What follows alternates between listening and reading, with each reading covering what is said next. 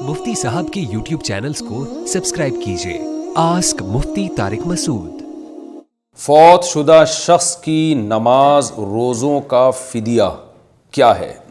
ज़ीनत अली लाहौर से पूछते हैं, कोई शख्स फौत हो जाए और इसके ज़िम्मे सारी ज़िंदगी की नमाज़ें और रोज़े हों तो इसके लिए क्या किया जाए? क्या इसके लिए कोई हीला वगैरह है?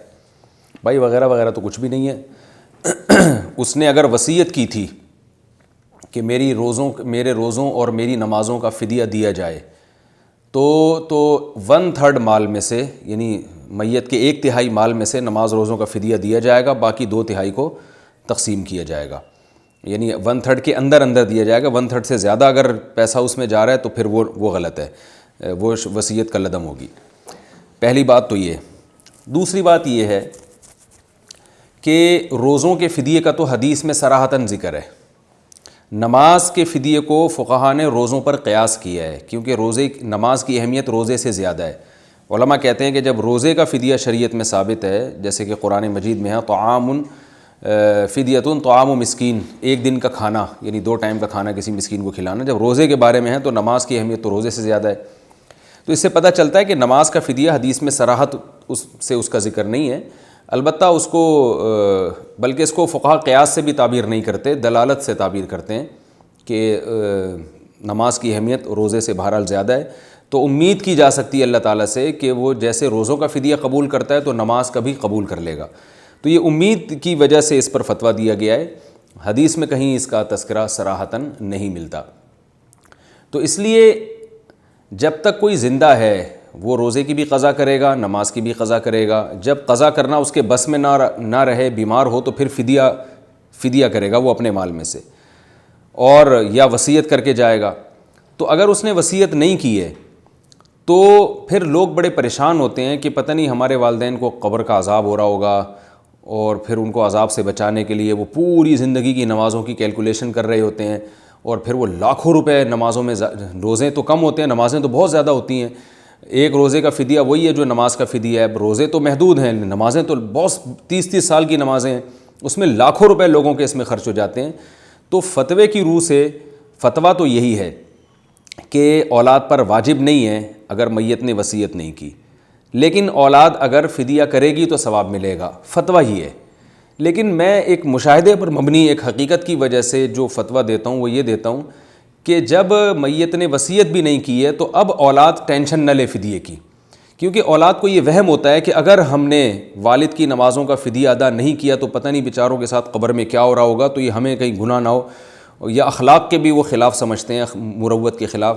इस चक्कर में वो लाखों रुपए उनके जो है ना वो फ़िदिये में लग जाते हैं, जबकि नमाज के फ़िदिये का सराहतन हदीस में तज़किरा भी नहीं मिलता। तो इतनी टेंशन अब लेने की ज़रूरत नहीं है, क्योंकि अल्लाह ताला ने मैयत के दुनिया से जाने के बाद जो अहादीस से हमें मिलता है कि उसके वारिसों को अब अल्लाह ताला ने ज़्यादा तरजीह दी है कि भाई ये माल तुम्हारे वारिसों का है और अब इसको अपनी दुनियावी हाजात में इस्तेमाल करो। हस्ब तौफ़ीक़, अल्लाह जितना तौफ़ीक़ दे मैयत के लिए सदका और खैरात कर दिया करो।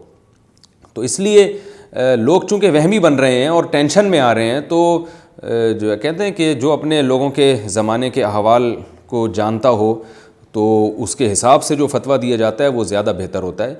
तो इसलिए मैं मशवरा लोगों को यही देता हूँ, वो फ़तवा फ़ी नफ़सी दुरुस्त है कि आप पर वाजिब तो नहीं है, लेकिन आप नमाज़ों का फ़िदिया दे देंगे तो खुशी से तो सवाब ज़्यादा मिलेगा आपको।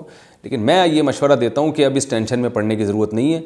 अब एक चीज़ ख़त्म हो गई, वालिद साहब ने नमाज़ें नहीं पढ़ी, वो गुनाह उनके ज़िम्मे रह गया, तो क्योंकि क़ज़ा की है तो गुनाह किया उन्होंने। अब उसका तरीक़ा यही है कि आप उनके लिए तौबा इस्तिग़फ़ार करें, तौबा इस्तिग़फ़ार की कसरत करें, और जितनी अल्लाह तौफ़ीक़ दे दे उनके लिए सदक़ात व खैरात की वो हस्ब तौफ़ीक़ आप अपनी ज़रूरत को देकर सदका कर दिया करें।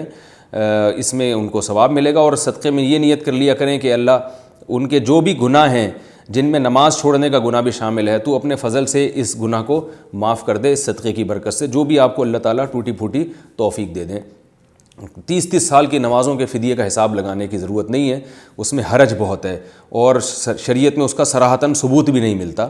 वो तो गरीबी है अल्लाह की तरफ से कि अल्लाह अगर कबूल कर लें फ़िदिया तो ठीक है, नहीं तो अल्लाह ने कहीं भी नहीं कहा सराहतन के नमाज़ों का फ़िदिया दोगे तो मैं कबूल कर लूँगा। तो ज़िंदगी में तो माल मैयत का जो ज़िंदा थे ना, उनका अपना माल है, वो उसमें जो चाहें खर्च करें। तो उसमें तो यही कहा जाएगा कि जब आपने नमाज़ें नहीं पढ़ी और آپ کے ذمے رہ گئی ہیں اور آپ قضا پڑھنے کی اب طاقت ختم ہو گئی تو آپ فدیہ ادا کریں. تو زندگی میں تو اسی پر فتویٰ دیا جائے گا کہ نماز میں احتیاط کا پہلو اس کو ترجیح دی گئی ہے، اور آپ اپنے مال میں سے اب احتیاط کا تقاضا یہی ہے کہ نمازوں کا فدیہ ادا کریں جب آپ میں نماز ادا کرنے کی قدرت ہی ختم ہو گئی ہے. لیکن مرنے کے بعد حکم چینج ہو جائے گا، اور وہ حکم یہی ہے کہ اب وارثوں پر بہرحال لازم نہیں ہے، کیونکہ میت نے وصیت نہیں کی تھی، اور وصیت بھی کی ہو تو 1/3 سے ہے، 1/3 سے زیادہ وہ وصیت بھی کالعدم ہے، کیونکہ وارثوں کا نقصان ہو رہا ہے. تو اس لیے وارثوں کو ٹینشن لینے کی ضرورت نہیں ہے. اب والدین کے لیے بس مغفرت کی دعا کا اہتمام کریں، اور حسب توفیق جتنی اللہ توفیق دے والدین کے لیے صدقہ کریں، اور اللہ سے توبہ استغفار کرتے رہیں کہ اللہ تعالیٰ ان کے گناہوں کو معاف کرے. اور یہ جو والدین نے وراثت چھوڑی، اب آپ اپنی معیشت میں، اپنے کاموں میں اس کو استعمال کریں، اپنے بچوں کے مستقبل میں، اپنے مستقبل میں. جو اللہ تعالیٰ کا ایک حکم ہے، جو شریعت کا ایک اصل مزاج ہے کہ وارثوں کو اب شریعت جو ہے وہ ترجیح دیتی ہے. وہ تو چلے گئے، جو عمل کرنا تھا کر لیا. رہا یہ جب شیطان وسوسہ ڈالے کہ ان کو قبر میں عذاب نہ ہو رہا ہو نماز چھوڑنے کا، تو اس کے لیے توبہ کا دروازہ ہے. اللہ تعالیٰ سے ان کے لیے مغفرت کی دعا مانگی جائے. مغفرت کا دروازہ کھلا ہوا ہے، دعاؤں کا دروازہ کھلا ہوا ہے. ولد صالح یدعو لہ، حدیث میں آتا ہے نیک اولاد جو والدین کے لیے دعا مانگتی ہے وہ دعائیں قبول ہوتی ہیں.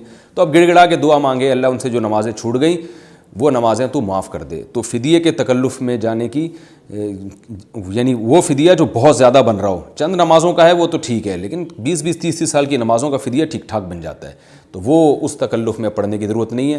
تھوڑا بہت صدقہ خیرات جتنا اللہ توفیق دے کر دیں، اور ان کے لیے دعاؤں کا اہتمام کریں. تو اللہ کی رحمت سے امید ہے کہ یہ 30 سال کی نمازوں کے فدیے کے بغیر بھی اللہ تعالیٰ انشاءاللہ ان کی مغفرت کر دے گا، اگر اللہ چاہے. نہ چاہے تو بھائی فدیہ دے کے بھی مغفرت نہیں ہوگی. تو اب ہم اسی کے مکلف ہیں جتنی ہم میں طاقت ہے. باقی رہا یہ مسئلہ کہ نماز اور روزوں کا فدیہ ہے کتنا، تو قرآن نے بیان کیا ہے فدیۃ طعام مسکین، مسکین کو کھانا کھلانا، یہ ایک روزے کا فدیہ ہے. اور نماز کا بھی فدیہ، تو چونکہ نماز کو روزے ہی پر یعنی قیاس کیا گیا ہے، یہ اصطلاحی قیاس نہیں ہے، یہ ایک لغوی قیاس میں کہہ رہا ہوں اس کو، کیونکہ جو اصول فقہ پڑھنے والے ہیں وہ جانتے ہیں کہ یہاں قیاس نہیں ہے. اصل میں قیاس کے لیے جو شرطیں وہ یہاں نہیں پائی جاتی. تو ایک اللہ کی رحمت سے امید لگائی گئی ہے کہ جو اللہ نماز روزے کا فدیہ قبول کر لیتا ہے تو امید ہے کہ نماز کا بھی کر لے گا، کیونکہ نماز کی اہمیت تو بہرحال روزے سے زیادہ ہے. تو جو فدیہ دینا ہے وہ ایک نماز اور ایک روزے کا یہ ہے کہ مسکین کو 2 ٹائم کا کھانا کھلا دیں کسی غریب کو، یا 2.25 کلو گندم یا اس کی قیمت کسی غریب کو دے دیں. 2.25 کلو، بعض علماء کہتے ہیں 2.25 کلو گندم، اور بعض کی رائے ہے کہ 2.25 کلو. تو احتیاط اسی میں ہے کہ 2.25 کلو گندم یا اس کی قیمت دے دی جائے تو بھی فدیہ ادا ہو جائے گا. تو ایک نماز کا یا ایک روزے کا فدیہ ہوا 2.25 کلو گندم، اور بعض علماء کے نزدیک 2.25 کلو گندم.